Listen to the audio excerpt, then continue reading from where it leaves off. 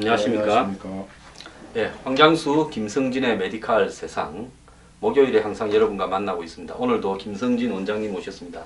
예, 원장님 안녕하십니까. 네. 오늘 좀 다룰 이야기는요. 요즘 이 미세먼지가 거의 1년에 맑은 날이 한 열흘도 안 되는 것 같고 매번 미세먼지가 심하다는 게 요즘 지금 봄부터 시작해서 지금 여름까지 그렇게 지금 가고 있는데요. 그렇죠. 이제는 미세먼지가 맑은 날을 찾아보기가 거의 어려운 것 같습니다. 가끔 비 많이 오고 나서 한 번씩 씻겼을 때 말고는 이런데요. 이제 중요한 거는 정부가 얼마 전에는 미세먼지의 원인이 이 외제 디젤차, 그 다음에는 국내의 도로를 달리는 어떤 매연, 그리고 각종 분진이 발생하는 공장, 그리고 이제 고등어까지 이야기했습니다. 고등어하고 고깃집. 그래가지고 지금 거기에 대해서 미세먼지 저감 시설을 의무화하겠다 이런 이야기까지 지금 하고 있는데요. 근데 많은 국민들은 대부분이 중국 때문에 90% 이상이 그렇다고 생각합니다. 원장님은 어떻게 생각하십니까? 그동안에 이제 중국 탓을 많이 하긴 했는데 이제 면밀히 검토해 본 결과 이제 실내 오염도하고 디젤 이런 것도 원인이 많다는 게 발견이 됐죠. 그리고 우리 흉부외 의사들은 진작부터 그걸 알고 있었습니다. 담배를 피지 않는 주부들도 폐암이 상당히 많이 오거든요. 그래서 이제 실내 오염도가 굉장히 건강에 문제가 많이 되죠. 이제 그게 요즘 좀 밝혀져가지고 뒤늦게나마 진실이 밝혀져서 저는 좀 의사로서 다행으로 생각합니다. 근데 지금 현재 보면 못 믿을 미세먼지 관측치 그리고 주먹구구 측정이 문제다 이렇게 지금 이야기를 하는데요. 실제로 미세먼지가 이제는 별로 보통 이렇게 이야기하는데도 실제 미세먼지의 마이크로그램으로 따지면 180, 200이 예사로 나옵니다. 근데 중요한 거는 중국과 한국 가운데 있는 백령도에 있어요. 미세먼지 측정치가 그 정도 나오거든요. 백령도라 하면 차도 거의 없고 그 다음에 바다 가운데서 바람도 많이 불고 그런데 백령도의 측정치가 이 서울하고 지금 수도권하고 비슷하다는 겁니다. 그렇다면 결국은 중국의 지금 이 해안, 이 동해안별로 있는 공장들에서 중국 정부는 공해나 환경 대책을 거의 이렇게 세우지 않은 채 그냥 이 매연을 내보내지 않습니까? 그런 부분들이 지금 한국에 오는 게 많다는 거고 얼마 전에는 이 미세먼지의 이 성분, 납이라든지 이런 걸 분석을 해보니까 87%가 중국에서 쓰는 이 납 성분이다. 이렇게 나왔거든요. 근데 이제 오늘 환경부에서 발표한 내용이 발표한 게 아니라 이제 기자들이 물었죠. 뭐 대부분이 중국에서 오는 걸로 지금 이렇게 보이는데 중국 정부에 좀 따지고 어쨌든 항의를 할 생각이라도 있느냐고 하니까 중국과 한국과의 관계나 경제 문제나 한중 FTA를 볼 때 그렇게 하기 어렵다라고 이야기를 했습니다. 아, 그랬나요? 예, 오늘 지금 나왔어요. 지금 JTBC인가 지금 일제히 보도되고 있습니다. 그건 과학적 사실이 있는데 납을 증명해서 중국에서 비롯된 게 확실하다면은 외교 채널을 통해서 항의를 해야죠. 제가 실제로 경험을 한 건데 제가 한 15년 전에 중국 연대라고 하죠. 이제 중국말로 얀타이. 거기에 연태. 관광을 갔는데 그 당시엔 공기가 괜찮았어요. 한 10년 전에 가니까 저녁에 밥을 먹으러 가니까 도저히 공장에 들어온 것 같아요. 석탄 공장에 숨을 못 쉬겠더라고요. 그래서 정말 중국의 대기오염이 정말 심각하구나. 근데 아까 백령도에도 이렇게 증명이 됐고 납도 증명이 됐다면 할 말은 해야 되겠죠. 근데 이제 정부가 고등어 구이가 미세먼지가 제일 많이 나온다. 그 다음에 각종 고깃집, 생선구이집, 그 다음에 이 석탄을 떼는 찜질방, 그 다음에 이 도자기 굽는 터 이런 데가 심하다 해서 서민들이 하고 있는 이 사업에 미세먼지 저감 대책을 한다 이러는데 저 하나 이해가 안 가는 거는 미세먼지가 만약에 디젤차가 주요 원인이라면 디젤차를 주로 대부분 다 쓰는 유럽에 뭐 프랑스나 독일, 영국 같은 나라들은 미세먼지 온상 아니겠습니까? 근데 거기 가서 보면 한국보다 훨씬 공기가 좋잖아요. 근데 제 경험상은 제가 최근에 작년에 좀 유럽을 좀 갔다 왔는데 파리의 공기가 안 좋기는 안 좋더라고요. 우리나라는 버스가 대부분 CNG 천연가스 버스인데 프랑스는 그런 버스를 안 쓰는가 봐요. 그래서 제 개인적인 느낌은 파리가 생각보다는 공기가 안 좋구나. 옛날에 한 10년 전에 갔을 때보다 굉장히 안 좋아진 것 같았어요. 예. 그렇구나. 그래서 그런데 뭐 통계에 관계로 저 개인적인 경험이기 때문에 예. 또 뭐 정확하지 않을 수도 있겠죠. 예. 지금 미세먼지가 각종 병의 유발 요인이 된다. 예. 그리고 한 신문에 사설에 보면 어떤 말이 나오는가 하면 미세먼지로 인해서 조기 사망해서 거기에서 발생하는 손실이 인력이 이 수십조가 된다. 지금 연간에 한국이 그렇게도 추정하는데요. 교수님이 보셨을 때 미세먼지로 발생하는 그 이 병들이 좀 어떤 게 있다고 보십니까? 우선 미세먼지에 의한 호흡기 질환은 옛날부터 증명이 돼 있었죠. 제가 이제 70년대 의과대학에 들어가서 이제 80년대 쭉 졸업을 하게 됐는데 그 당시부터 이제 런던 스모그 유명하죠. 예. 그다음 LA형 스모그 유명한데 그런 런던형 스모그나 LA형 스모그가 발생했을 때 뭐 천식 환자나 고령 환자에서 사망률이 급격히 증가가 됐어요. 예. 그래서 이 대기 오염이 호흡기 질환에 문제가 있다는 것은 진작에 밝혀졌지만은 최근 연구에 의하면 심혈관 질환도 이렇게 증가한다는 게 밝혀졌죠. 근데 어찌 보면 당연한 이야기입니다. 왜냐하면은 호흡기와 심혈관은 바로 연결되어 있기 때문이죠. 예. 허파에서 폐에서 산소가 교환된 다음에 그 교환된 피가 심장으로 가서 온몸에 공급되는 거 있지 않습니까? 예. 근데 호흡기가 안 좋아지면 당연히 심혈관도 안 좋아지리라고 짐작을 했지만 이번 결과에 의해서 이렇게 증명이 되니까 더더욱 좀 조심을 해야 되겠죠. 참고로 런던 스모그는 1952년에 그때 런던에 이 석탄이나 갈탄 같은 화석 연료 때는 그 난방으로 때는 집이 많았는데 그 이 겨울철에 그것이 이제 이 오염이 런던 시내를 이렇게 안개하고 섞여가지고 이제 이 뭡니까 스모크 플러스 포그 그러니까 이 안개형 이 뭡니까 그러니까 산화물 석탄 산화물들이 런던 이 하늘을 뒤덮으면서 순식간에 4,000명이 죽었습니다. 그랬죠. 네, 그래서 그 사건이 그 아주 지금도 충격적인 사건으로 남아 있는데요. 자, 미세먼지가 몸에 이렇게 이 이상을 일으키는 그 중요한 과정들을 갖다가 조금 알기 쉽게 설명을 좀 해주시죠. 예, 미세먼지가 안 좋은 이유는 우리 몸에 방어막이 있습니다. 예. 제일 중요한 게 이제 코죠. 예. 코를 통해서 이제 들어올 때 코 안에 코털이 있죠. 예. 거기에서 대부분 큰 입자들은 걸러지고요. 그런 입자들이 또 피해서 이렇게 호흡기 안에 들어오면은 우리 몸 안에는 기침이라는 반사작용이 있습니다. 그래서 뭐 물을 잘못 먹거나 또 이런 음식물이 잘못 들어가면 격렬하게 기침을 하지 않습니까? 근데 미세먼지는 그런 걸 다 숨기고 이렇게 들어오는 거죠. 우리가 방어할 수 너무 작기 때문에. 너무 작기 때문에. 그래서 위험한 겁니다.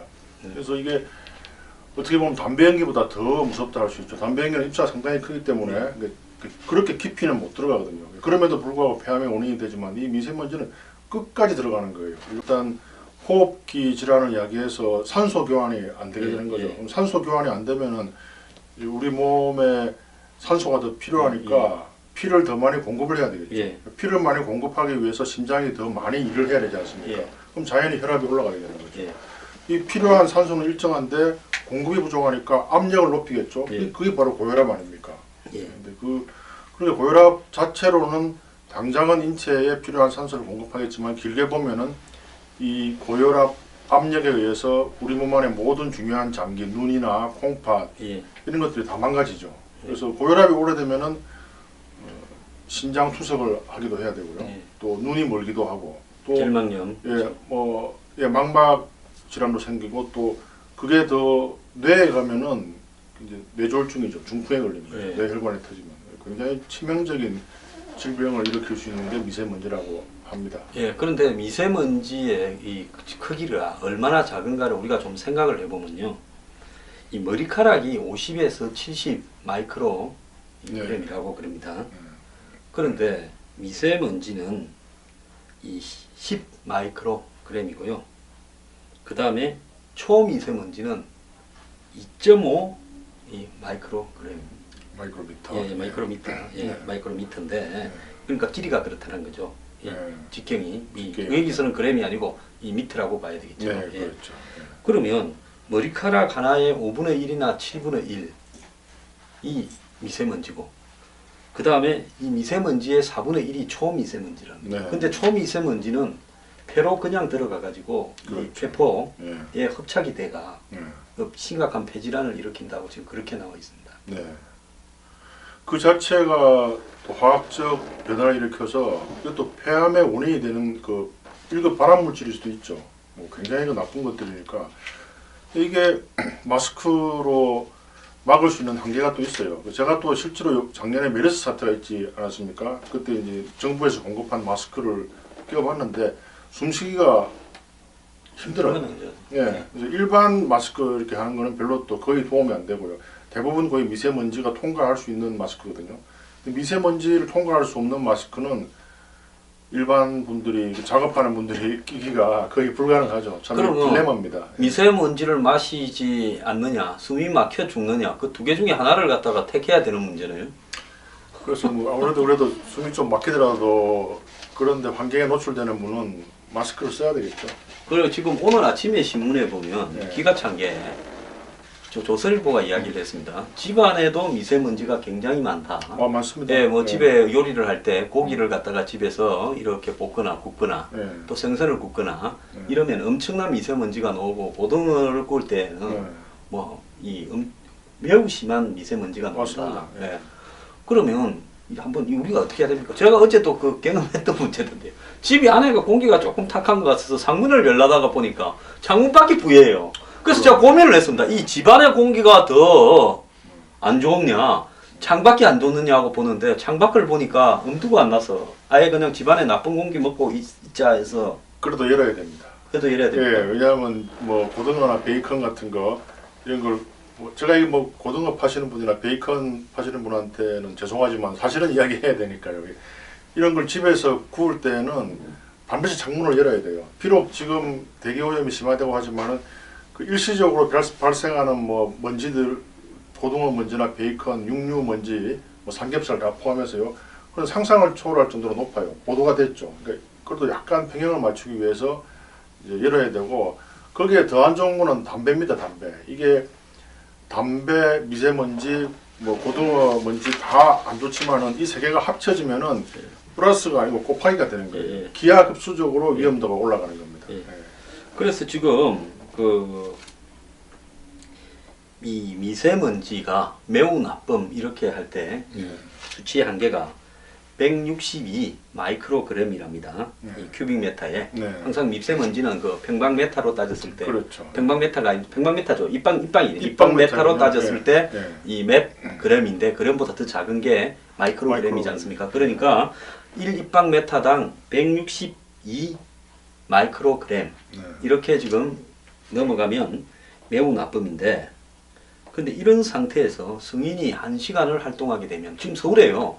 이런 날이 매우 많아요. 오늘도 아마 162는 넘었을 거라고 봅니다. 맞습니다. 근데 오늘 같은 날 밖에서 1시간을 활동을 하면 담배 연기를 84분 흡입한 꼴이라는 겁니다. 네.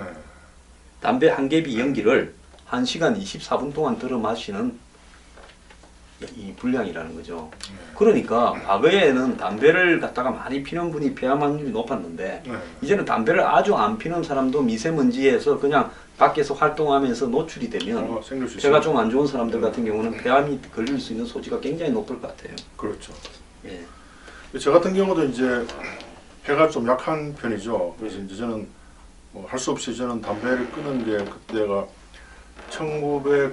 1990년도에 끊었는데요. 지금 한 26년이 됐네요. 근데 이게 담배라는 게 얼마나 안 좋으냐면은 한 번 핀 사람은 몇십 년이 지나도 위험성이 아직 남아 있는 거예요. 폐암에 걸릴 확률이. 물론 뭐 피는 사람에 비해서는 떨어지지만 그만큼 담배가 해악이 큰데요. 근데 여기서 이제 우리가 하나 좀 네. 고민을 해봐야 될 게 네. 저 같은 경우에도 대학 다닐 때부터 겨울만 되면 기침을 했어요. 한때는 네. 계력에 걸린 줄 알았습니다. 아. 제 집안에 계력으로 많이 돌아가지고 폐로 할아버지도 돌아가시고 아버지도 돌아가셨어요. 저도 배가 안 좋아서 네. 옛날에 담배를 이렇게 좀 많이 필 때는 다음날 아침에 일어나지를 못했습니다. 여기가 답답해가. 그랬군요. 네, 그랬는데 요 근래에 아침에 일어나려고 하면 가슴이 답답해가 너무 피곤해가지고요. 네. 자면서도 피곤해 죽겠다라는 생각이 이렇게 끊이지 않고 네. 새벽에는 일어나지를 못하겠어요. 눈은 떴는데. 내가 왜 이러지라고 생각했는데 그런 날들이 보면 미세먼지 있는 날 제가 밖에 좀 많이 다닌 날이에요. 예. 그래서 야, 이 미세먼지가 옛날에 제 개인적으로도 담배와 비슷한 맞습니다. 그런 효과를 갖다가 갖고 있구나 이런 생각을 했는데 오늘 딱 보니까 세계보건기구 WHO에서 미세먼지를 1급 발암물질로 규정을 했어요. 그렇죠. 예. 그러면 지금 우리가 이렇게 그 미세먼지에 노출이 되는데 이게 시정할 방법이 없지 않습니까? 제가 봤어요. 한국에 디젤차 다 없애고 한국에 고등어 굽지 말고 베이컨도 굽지 말고 고기 구워 먹는 걸 법으로 금한다고 한국이 하늘이 맑아질 건가? 그러니까 왜냐면 우리 어릴 때요 고등어 진짜 많이 구워 먹었어요. 요즘 고등어가 비싸가 적게 구워 먹지. 우리 어릴 때는 막 제일 싼 생선이라 집집마다 고등어 다 구워 먹었어요. 고갈비라 그랬죠. 네. 예. 우리 뭐 대학 다닐 때 거의 뭐 부산에 잘 아시지 않습니까? 예. 용두산 공원 올라가는데 뒷골목에 그 막걸리 고갈비가 제일 쌌지 않습니까? 아 방학 때 내려와서 드셨군요.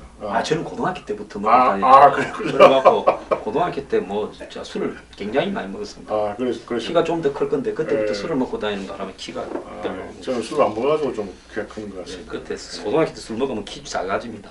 그렇군요. 예, 예. 선생님 제 이야기입니다. 이거는 의사 선생님 앞에서. 저는 술은 안 먹었어요 고등학교 때. 그러니까 그렇죠. 키가 큰 저는 거예요. 예. 그렇군요. 우리 아버지가 저보다 한 5cm 더 큰데 제가 아버지보다 5cm쯤 더 작았습니다. 그러니까 술 먹은 문제라고 담배 핀 거라고 봐야 되죠. 그랬군요. 예. 그렇게 추정됩니다. 우리 어머니가 이제 이 제 교복을 갖다가 당신 교복 입고 다녔지 않습니까? 예, 그랬죠. 빨대 되면 툭 던지 줍니다. 알아서 꺼내라. 그럼 담배 꺼내고 뭐 예. 그렇죠. 예. 그리고 이제 이 얼마 전에 일본에서 이렇게 그 만드는 이 그림에 보면요. 네. 여기 지금 전북이 중국에서 온 게 보이지 않습니까? 미세먼지. 그러네요. 일본 그 기후 협회에서 만드는 예. 미세먼지의 이동에 대한 경로입니다. 예.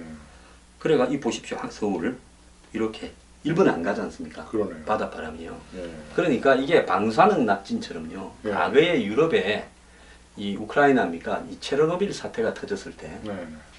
그때 이제 소련에서 이제 다 독립하기 전에 한 나라였지 않습니까? 네. 그 우크라이나 체르노빌에서 터졌을 거예요, 그게. 예. 체르노빌 사태가 터졌을 때 전 유럽을 방사능 낙진이 한 1년 이상 이렇게 퍼져 있어 가지고 예.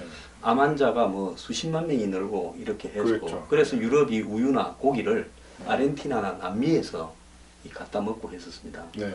근데 한국 사람들이 저는 진짜 이 고민 게 일본의 후쿠시마 사태 2011년에 네. 터졌을 때 지금 이 생태 안 먹는 데 있지 않습니까? 예. 대부분 생태가 일본에서 수입된다고요. 지금까지도 생태 잘 안 먹는다고 그러는데 예. 그렇게 민감하던 사람 분들이 이 중국에서 지금 이렇게 떼거지로 날라오는 이 그림 보면 딱 부인을 못합니다. 네. 근데 중국에서 떼거지로 한국 딱까지 날라오는 이 미세먼지에 대해서는 너무나 둔감하다는 겁니다. 지금 한국에 이 뭡니까 환경 무슨 운동 단체들 얼마나 많아요. 환경운동연합이나 예. 이 중국이 원인이라는 부분에 대해서 정부도 시시하지. 그 다음에 이런 단체들도 시시하다 보니까 중국 대사관 앞에 가서 이 미세먼지 한국으로 날려보내는 중국은 뭐 짜포가라 이렇게 대응하는 사람도 하나 없다는 거예요. 예. 그러다 보니까 정부도 뭐라 합니까? 야, 우리가 뭐 중국하고 FTA나 뭐 경제나 여러 가지 관계상으로 중국의 미세먼지를 항의할 수 없다. 이 부분에 대해서는 진짜 어떻게 생각하십니까? 근데 건강 차원에서 할 말은 해야죠. 이게 이런 그 과학적인 자료를 좀 더 많이 유포를 해야 되겠습니다. 저도 이제 이 사진을 오늘 처음 봤는데 굉장히 좋은 이 자료입니다. 칼라로 보면요, 예. 딱 뻔하게 보입니다. 실제로 또 중국에 가본 분들은 아실 거예요. 북경은 약간 공기가 좋다고 느껴지지만 예. 그래도 서울보다는 안 좋지 않습니까? 느낌이 예. 사람 느낌이 중요하거든요. 아까 말씀드린 뭐 얀타이 지방이나 이런 데는 뭐 정말 인간이 살 수가 있나 하는 정도로 이렇게 저는 뭐 특히나 좀 배가 약하기 때문에 더 느낌이 강했는지 모르겠지만 이런 걸 좀 협의를 해서 중국 정부한테 우리 정말 너무 못 살겠다. 좀 이렇게 공장에 대한 좀 규제를 하고 이렇게 좀 협의를 했으면 좋겠어요. 그래서 중국 당국에서도 요즘 좀 석탄이나 이렇게 사용 규제를 한다고 들었는데 그렇지 않나요? 저 사람들요, 법이 필요 없는 나라 아닙니까? 예. 공장에서 뺏기고 있는 사람이 공무원보다 높으면 그건 공무원이 그 공장에 못 들어가는 나라 아닙니까? 그러니까 전 세계의 공장 역할을 자처하면서 공해 물질을 한국으로 다 내보내는데 과거에 서해에 그 많던 조기가 다 어디 가버렸습니까? 서해 안에는 거의 지금 고기가 별로 안 잡히지 않습니까? 씨가 말랐죠. 왜냐하면 중국의 하천이고 어디에서 내뿜는 이 말입니다. 이 바다로 보내는 오염 물질 때문에. 지금 여기에 보면 이건 연구 보고서인데요. 북서풍과 서풍계열 바람이 불어올 때 미세먼지 고농도 사례가 발생 빈도가 제일 높다는 겁니다. 아, 그렇군요. 예, 그 다음에 거기에 이 발생 지점이 북서쪽으로 치우쳐 있다는 거죠. 중국 북동부 지역은 이 주요 산업단지가 집중되어 있고 이들 지역에서 배출된 오염 물질이 북서풍을 타고 국내에 유입되어 고농도 미세먼지 오염을 갖다가 유발하고 있다. 이렇게 지금 이야기를 하고요. 그 다음에 또 보면 이 중국과 한반도 사이 해양 지역에 미세먼지가 굉장히 많이 높답니다. 어딘가 하면 흑산도, 그 다음에 백령도. 이게 아마 중국하고 한국 사이에 중간쯤 있는 그렇죠. 섬들인데 그렇죠. 이 두 섬의 미세먼지 오염도가 높다라는 것은 뭘 의미하겠습니까? 중국에서 오는 거죠.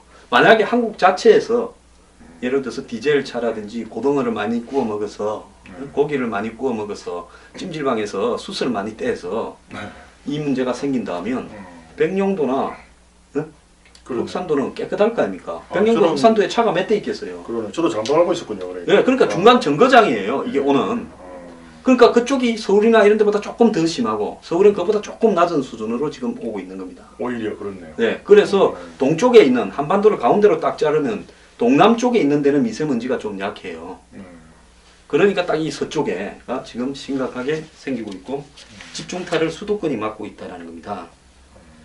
그래서 이 그림에 이제 입증을 하는 건데 우리나라가 지금 중국에 대해서 이 문제를 정부가 공식적으로 언론의 질의에 답한 것이 말할 수 없다라고 되면 모진놈 옆에 있다가 이거 벼락 맞는 거 아니겠습니까? 그러네요. 나라에서는 어차피 국민을 위한 게 나라의 임무인데요. 이런 과학적인 근거를 가지고 외교부에서 협의를 하면 될 것 같은데 아무리 돈도 중요하지만 국민하고 중국과의 FTA나 뭐 무역 관계를 거부를 해서 국민이 건강을 망치면 건강을 망친 뒤에 돈이 있으면 뭐 합니까? 좀 참 국민으로서 굉장히 좀 불안하군요. 저는 조금 걱정이 되는 게 우리가 요즘 뭐 폐질환으로 사망하거나 심장 질환으로 사망하는 분이 굉장히 늘어나는 추세죠. 그렇죠. 근데 이 미세먼지가 농축돼 가지고 몸에 이렇게 어느 날 돌아가게 되는 부분에서 정확하게 어떤 분이 이런 미세먼지 때문에 어떻게 죽었는가를 입증하기가 굉장히 어렵지 않습니까? 그렇죠. 특히 우리나라는 부검하는 문화가 안 돼 있기 때문에 뭐 밝히기가 굉장히 힘들죠. 추정만 할 수 있을 뿐이죠. 추정할 수 있을 뿐이죠. 그냥 계속 그것이 꾸준히 증가하고 있다라는 걸로 봤을 때 추정만 할 수 있을 뿐인데요. 이것 때문에 한참 생산에 종사하고 노동에 종사해서 국가의 이 생산성을 올려야 될 인재들이 조기 사망하거나 일종의 질환 상태에 빠져들어서 노동력을 상실하는 그런 피해가 지금 오늘자 언론 사설에 수십 조에 이르는 걸로 추정된다고 지금 나오고 있습니다. 사회적 비용이네요. 네, 엄청난 사회적 비용이. 그렇군요. 그래서 저는 이 의사협회에서 이 미세먼지의 원인이 정부에서 이야기하는 고등어 때문인지 진짜 이 디젤 차 때문인지 저는 외제 디젤 차를 원인으로 진단하는데도 좀 음모도 있다고 봅니다. 한번 생각해 보십시오. 외제 디젤 차 때문이라고 하면 어떻게 되겠습니까? 좀 수입이 재미 보는 사람이 또 생기지 않겠습니까? 그렇겠네요. 그래서 그 다음에 공장의 분진 때문인지 우리나라는 지금 공해에 대한 엄청난 감시 시스템이 잘 돼 있는 나라입니다. 그죠? 공해 오염 꿀뚝에 잘못 배출했다가는 바로 걸리면 큰일 납니다. 어마어마한 환경 분담금하고 벌금을 내지 않습니까? 우리같이 작은 오염급에도 이런 엑스레이 제가 옛날에 촬영할 때 폐수 그거 함부로 못 버립니다. 큰일 납니다. 뭐 사진관도 마찬가지고 잘 돼 있죠 우리나라 그런 게. 저는 차라리 우리나라에서요 가장 많이 환경 오염 물질을 배출하는 게 뭔가 하면 화력발전소입니다. 그렇죠. 석탄대잖아요. 아직도 화력발전소를 곳곳에 쓰고 있잖아요. 그게 천연가스 발전소가 있는데 좀 경제적 이유로 화력을 쓴다면서 석탄을 쓴다면서요. 네, 그래서 지금 석탄을 수입에다가 엄청나게 쓰고 있는데 이것을 제가 앞으로 세일가스가 지금 대세가 되니까 한국이 화력발전소를 좀 천연가스 발전소로 대체를 좀 할 필요가 있다라는 이야기를 하고 있죠. 그래서 이런 문제에 대한 원인 규명 같은 경우에 한번 보십시오.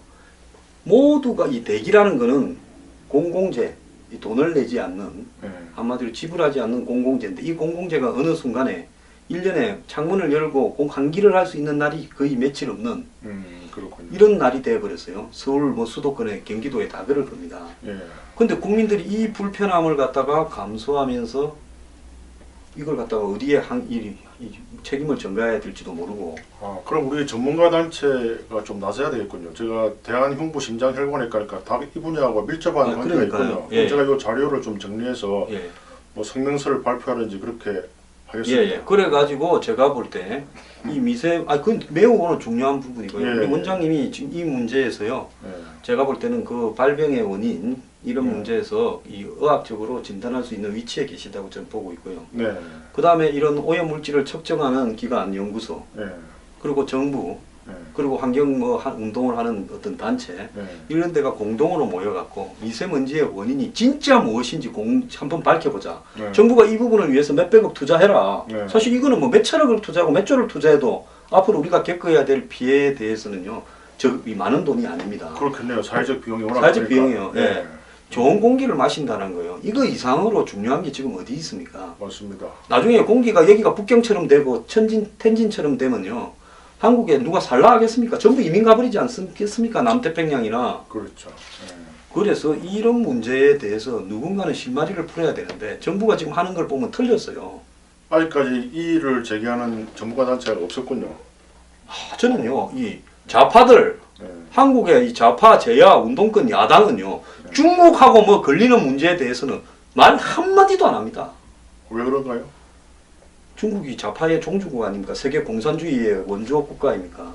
지금 중국은 공산주의 하고 있나요? 뭐 중국 정부는 공산주의를 표방하고 있죠. 아, 그냥 그 명분은 경제만 시장 경제를 하고 시장 있나요? 경제고 시스템은 공산주의 아닙니까?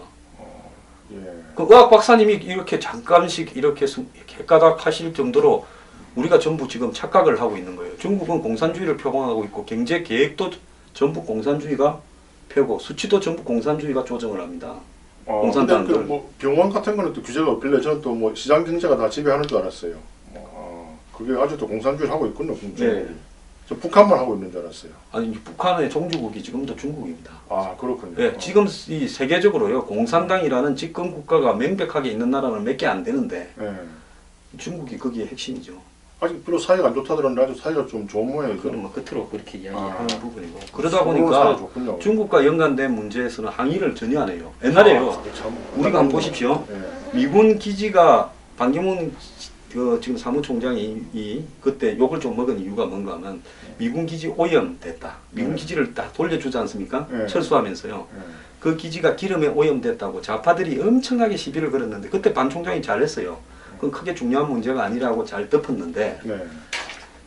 그때 미군 기지가 그거 뭡니까? 미군 기지라면 거기에 뭐 전차, 각종 차량 이런 게 군부대 가면 오염 밑에 바닥에 오염을 시키잖아요. 그걸. 그렇죠, 그렇죠. 예. 그럼 미군 기지가 50년, 60년 쓰다가 물려주고 빠지니까 당연히 오염 물질이 있죠. 한국 부대 가보세요. 오염 물질이 없는가? 더 심하지요. 심하면. 네, 네.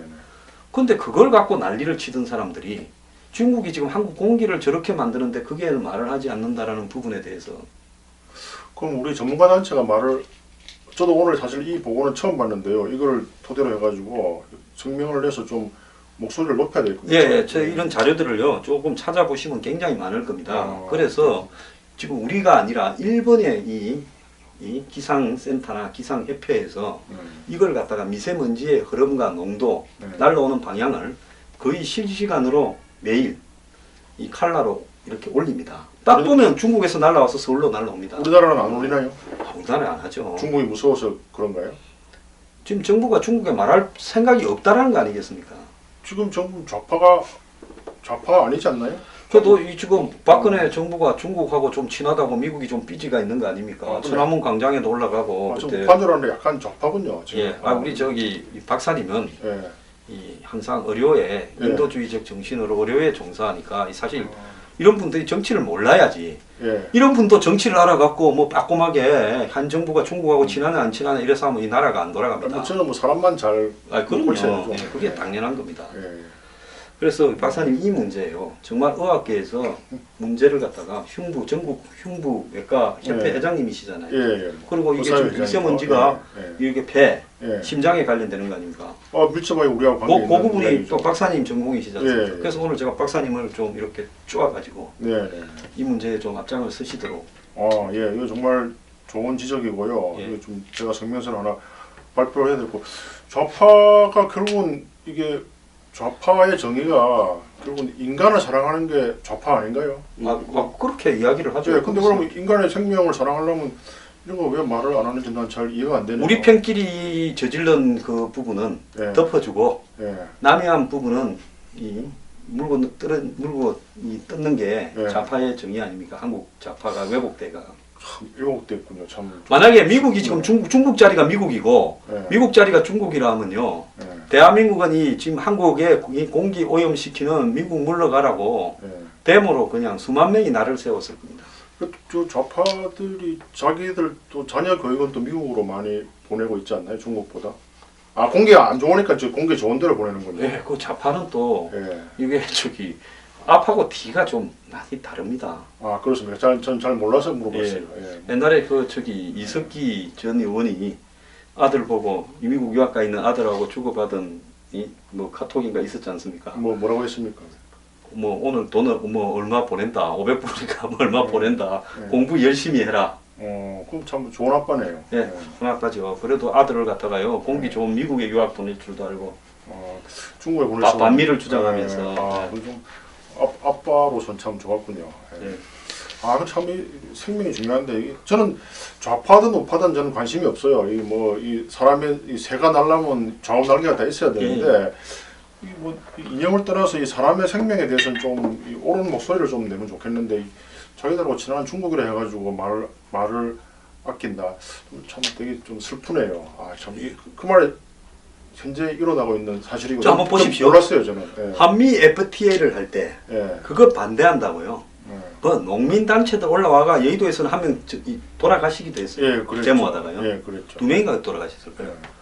진짜 각 전국의 도청마다 데모대가 나를 세웠습니다. 예. 그런데 한중 FTA 하는데 데모하는 사람 봤습니까? 농민들 중에요? 못 봤네요. 자, 한미 FTA가 심각하겠습니까? 농업만 놓고 보면 한중 FTA, 수산업하고 농업을 보면 한미 FTA가 심각하겠습니까? 한중 FTA가 심각하겠습니까? 중국이 더 심하겠네요. 왜냐면 중국 우리하고 위도가 같아가지고요. 한국에서 나는 거 다 됩니다. 맛이 거의 비슷하더라고요. 맛도 비슷하고요. 예, 배추 같은 게. 그러니까 그러기 때문에 이 한중 FTA가 한마디로 한국의 농업이나 또 영세산업, 가내수공업, 각종 생활 필수품 시장 미치는 효과는 말할 수 없이 심각한데요.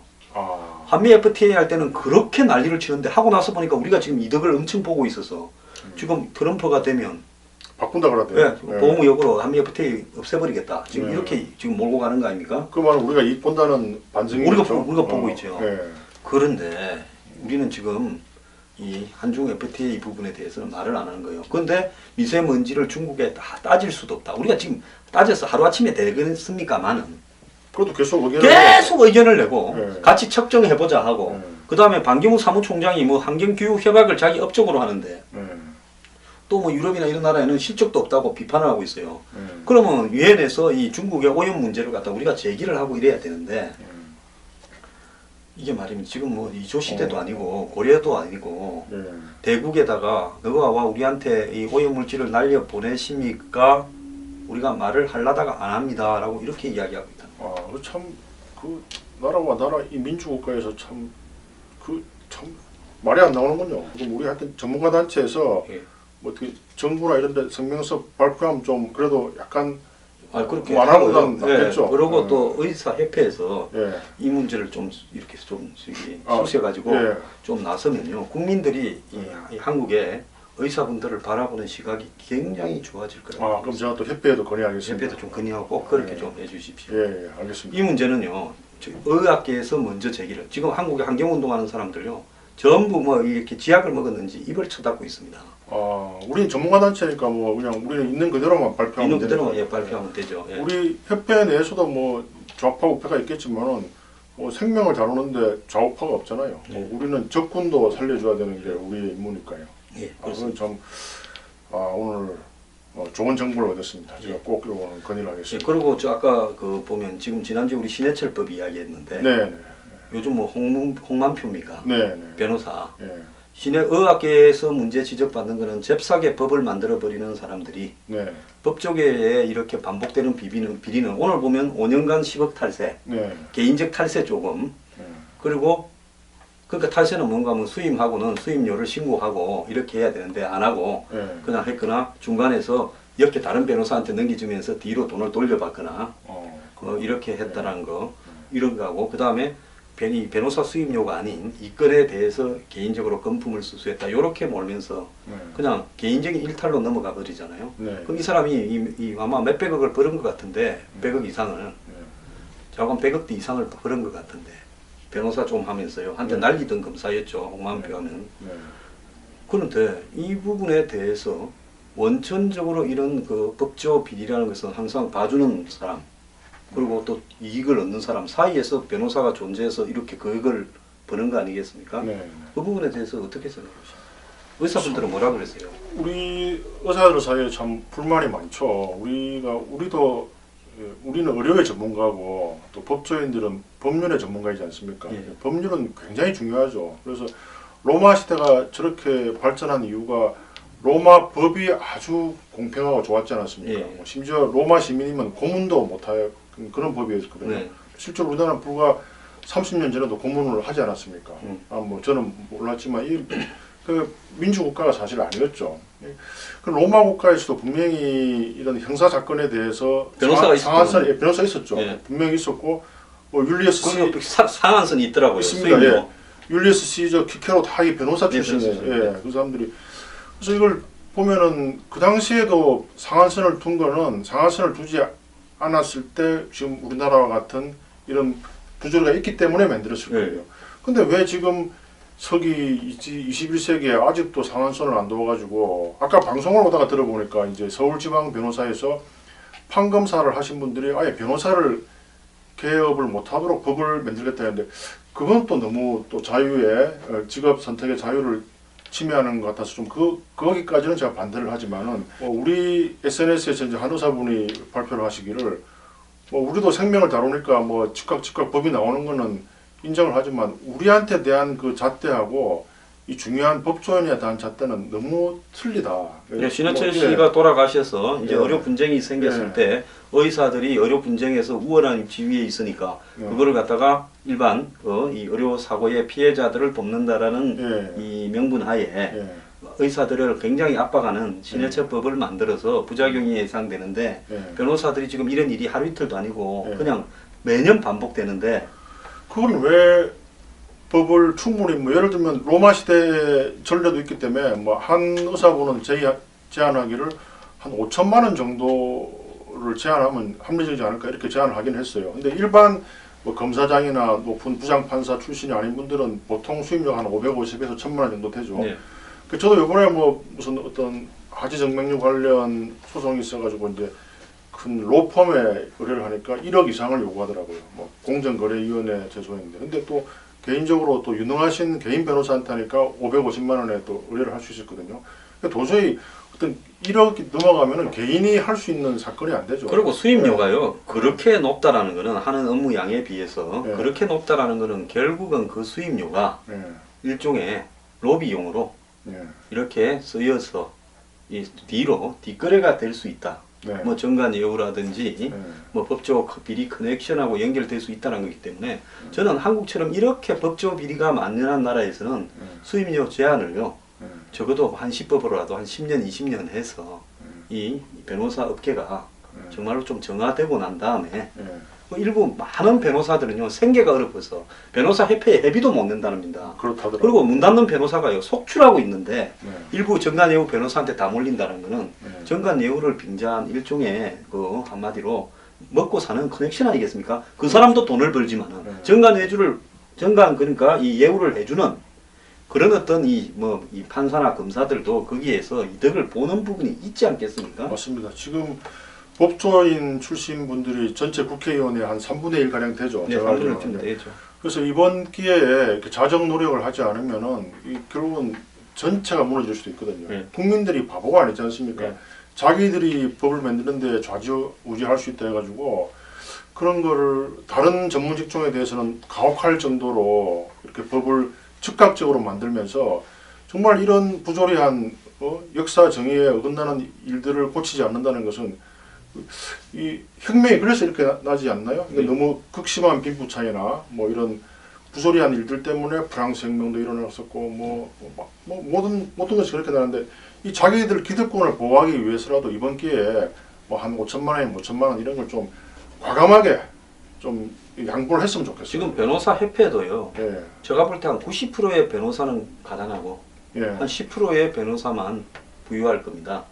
그러니까 변호사 협회에서 전직 판사 검사들은 변호사 개입을 금지시키자라는 이야기도 나오지 않겠습니까? 아, 그래서 이렇게 가혹한 네, 이야기가 너고 소수가 예. 그걸 다 쓰리해가고 우리는 합리적으로 로비가 없이 사실을 그대로 두고 그걸 갖다가 변호해주고 이 법에 의거해서 네. 억울한 일을 막아주는 부분으로 하면 가격도 합리적으로 책정될 거 아닙니까? 그렇죠. 예. 그런데 저 사람은 승소할 확률이 월등하게 높고 예. 일반 변호사들은 그렇지 않은 것처럼 비춰지니까 저쪽은 어마어마하게 높은 수임료를 받고 일반 사람들은 이 몸값도 안 되는 수임료를 받지 않겠습니까? 그렇죠. 뭐 예. 요새 경쟁이 붙어가지고 또 굉장히 또 싼 데는 싸더라고요. 예. 그러니까 그런 어떤 서울지방 변호사의 그 주장은 또 그런 이런 정관 예우가 있다는 하나의 반증이 될 수도 있겠군요. 예. 나는 그래서 저런 주장은 어떻게 들으면 좀 좋긴 하지만 저건 또 너무 심하다 싶었는데 그 다이가 있었군요. 예. 그래서 뭐 그렇게 가다가 이제 어느 선에서 최대 수임료를 어느 정도로 제한하자. 네. 이게 요즘 변호사가 하는 게요. 형사사건, 민사사건뿐만 아니라 네. 일종의 컨설팅 로비 회사처럼 가는 부분도 있습니다. 네. 그 한국의 거대 로펌들이 수행하는 일 중에 보면요. 형사, 민사 부분을 넘어서서 거대한 어떤 컨설팅 로비 내지는 돈 세탁 네. 이런 어떤 차원으로도 이용되는 부분이 있기 때문에요. 네. 그건 의사분들이 의아하게 생각하는 만큼 드디어 변호사 업계도 이제는 성역으로서 마음대로 소수가 이렇게 해먹는 구조가 시정이 돼야 될 때가 됐다고 봅니다.